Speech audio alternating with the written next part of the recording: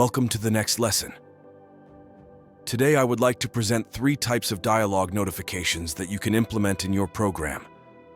Error notification, information notification, notification of type confirmation, notification of type attention. The structure of the code is as follows. The first parameter is the name of the window in inverted commas. The second parameter is the message of the message. The third parameter is the type of notification, which can take values: Mentera, MT information, MT confirmation, MT warning, MT custom. The fourth parameter specifies the buttons, which can be OK, cancel, confirm, ignore, accept, cancel all.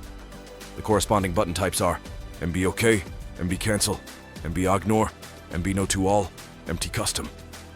You are cordially invited to read examples of the implementation of these notifications.